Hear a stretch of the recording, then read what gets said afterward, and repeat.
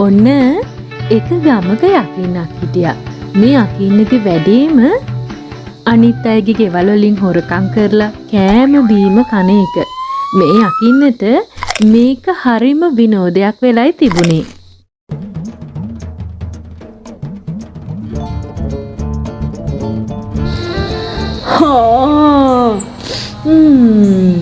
පුදුම සුවඳක් එන්නේ. මට හිතෙන්නේ කොහේ හරි තැනක රස කෑමක් හදනවා වගේ. යන්න ඕනේ බලන්න. කොහේ හරි තැනක රස කෑමක් නම් ඉතින් මන් නැතුව හරියනවයේ. මේ අකින්න ජීවත් වුණු ගමේම හිටියා ගමරාල කෙනෙක්. මේ ගමරාලට පුංචි දරුවෙක් හිටියා. අවාසනාවකට මේ ගමරාලගේ බිරිඳ මේ දරුවා පුංචිම කාලෙදි මිය ගිහින් තිබුණා. ඉතින් ගමරාලට දරුවා තනියම හදා වඩා ගන්න බැරි නිසා වගේම තමන්ගේ අනිකුත් වැඩ කරගන්න නොහැකි නිසා ගමරාල තීරණය කළා මේ පුංචි දරුවාට තවත් අම්මෙක් අරගෙන එන්න. ඔන්න එහෙම හිටපු ගමරාල එක දවසක් මේ පුංචි දරුවාට අම්මා කෙනෙක් ගෙදරට අරගෙන ආවා.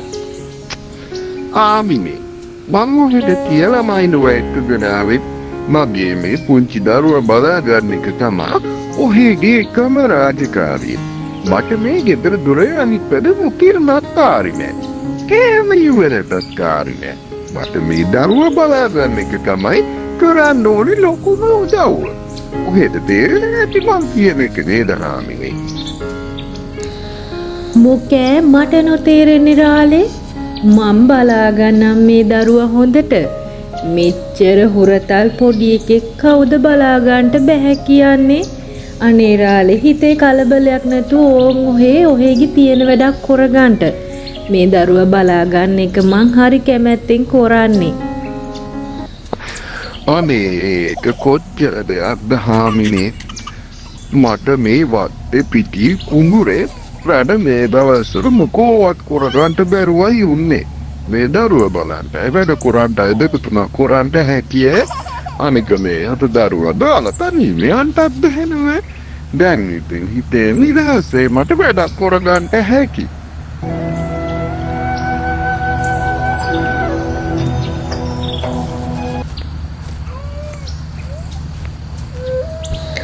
හපෝ ආයෙත් පටන් ගත්තද හොරණෑ පිඹින්න. කොයි වෙලාවෙ බැලුවත් වැඩේ අඬන එකනේ. කොච්චරවත් අඬනවා. වෙන කිසි වැඩක් කරගන්න නම් හම්බෙන්නේ නැහැ. කණ්ඩ බොණ්ඩ තියත් ඇඳුමක් පැළඳුමක් හොදගෙන නාලා පිරිසිදු වෙන්නවත් හම්බෙන්නේ නැහැ මට. ආඬන්නේ එහෙම නැහැ. ඇඬුවොත් බලා ගන්නම්කො මම. පුදුම කරදරයක් වුණානේ මේක. කට වහගෙන ඉන්නවා. ඔන්න ඔය අතරේ අපේ යකින්න ඔන්න හිමින් මේ ගම ගෙදර ළඟටම ආවා. ගම ගෙදර වහලේ ඉඳගත්ත වෙලාවේ ඉඳලම යකින්නට ඇහුනේ මේ පුංචි දරුවා අඬන සද්දේ. අනේ අම්මපල්ලා මේ ළමයා අඬනවා ඉවරයක් නෑ. මේ ළමයාගේ අම්මට ගානක්වත් නෑ නුවේ. පෝ බලමු. අඬනවා. මොකද මේ? කන්දොස් කිරියාව බෑ මගේ කම් පැලෙන්න එනවා.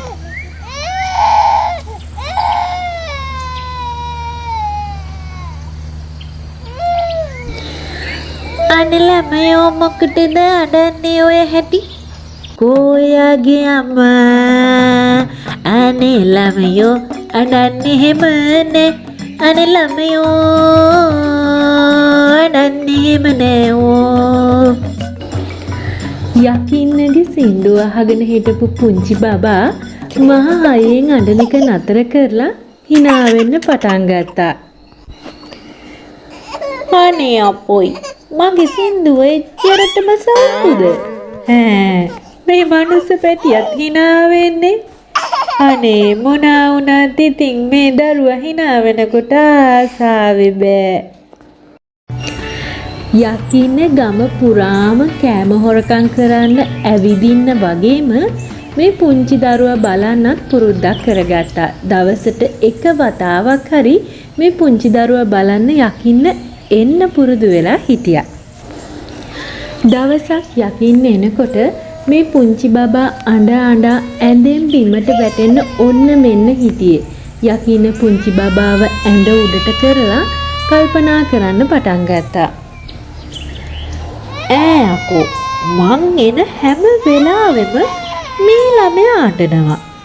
එහෙම නැත්තම් මේ ළමයාට මොනවා හරි කරදරයක් වෙන්න යනවා. ඇත්තටම මේ දරුවා බලන්න කෙනෙක් නැද්ද?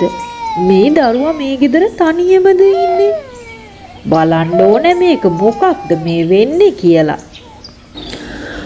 ඔන්න ඔය විදියට හිතපු අපේ යකින්න තීරණය කළා එදා දවසම මේ පුංචි බබත් එක්ක මොනවද සිද්ධ වෙන්නේ කියලා බලන්න. ඇඳේම තෙමා ගත්තද? දැන් ඉතින් ඒවත් මං එපැයි හොදන්න. ආයෙ මොකද ඩාඩා ඉන්න ඇඳට වෙලා. මට තියෙන්නේ ඉතින් ඕකමනේ වැඩේ. රෙදි හොදණ්ඩයි, ජරාව සුද්ධ කරණ්ඩයි වෙන වැඩක් නෑනේ මට. අනේ අපෝයි මං කරගත්ත වින්නහියා. උඹලගේ අම්මා නම් මැරිලා ගියා. ඒ ගැණි වලට වෙලා සැනසීමෙන් නිදි ඇති. මටනේ යකෝ කනක් ඇහෙන්න දැත්තේ. ඒකයි වෙන්නේ එහෙනම් මෙතන. යකින්නකුණ මට තියෙන දරුසෙනෙහස මේ ගෑනිට නැති හැටියක්. තාඩිච්චි උන්ද පාඩමක් උගන්නන්නම්කෝ. උන්ද අද තමයි මගෙන් පාඩමක් ඉගෙන ගන්නේ. අනේ මේ පුංචි දරුවගේ මූණ බලාගෙන කරන ඒව්වා. අනේ අම්මෝ අයියෝ රිදෙනවා ගහන්න එපෝ. මොකද යකෝ හැංගි ගහන්නේ. ආයි අම්මෝ රිදෙනවා එපෝ අපේ අම්මෝ. අනේ අම්මෝ අයියෝ රිදෙනවා මොකද යකෝ ඇද්ද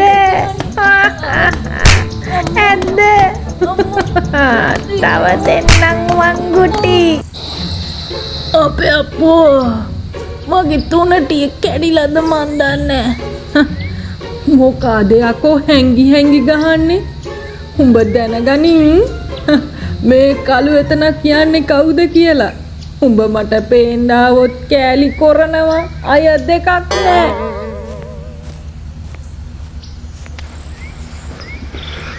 හාමිනේ අද හාමිනේට හරි මහන්සි පාටයි. දවස් තිස්සම දරුවත් එක්කනේ නේද? අනේ ඕරාලේ මට ඉතින් මං ගැනවත් හිතන්න වෙලාවක් නෑ. මට මේ දරුවා එක්කමයි නොවැ ඔට්ටුව. මගේ ඉතින් මුළු ජීවිතේම මේ දරුවා වගේ. දරුවට ටිකක්වත් අඬන්න දෙන්නේ මං. ඔව් මං දරුවා ළඟමයි රාලේ. අපේ යකෝ මේ ගෑනියද බාන කෙබර. දවල් 36ට දරුවා අඬනවා. මං ආවොත් විතරයි අනේ පැටියා hina වෙන්නේ. මෙහෙමත් ගෑනු අපේ අපෝ.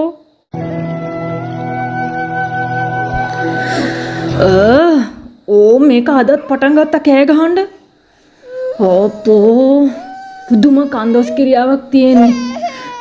මට නම් දැන් මේක ඇති වෙලා මොකද්ද කරන්නේ? මේක අරන් ගිහින් දානවා අර පල්ලෙහා තියෙන ලිඳට. දාලා ඉවර වෙලා කමරාලේ ආවහම කියනවා මං දොට්ට ගියපු ටිකට මේක කොහෙ ගියත් දන්නේ නැහැ කියලා. මට මේ වදෙන් නිදහස් වෙන්න හැමවත්. ඒක තමයි කරන්න ඕනේ. මෙහෙම හිතපු නපුරු ගමහාමිනේ පුංචි දරුවා එක අතකින් එල්ලගෙන ලිඳට දාන දරුවා හිතාගෙන එළියට බැස්සා. ඔන්න වහලේ උඩට වෙලා හිටපු යකින්න මේ කතාව අහගෙනයි හිටියේ.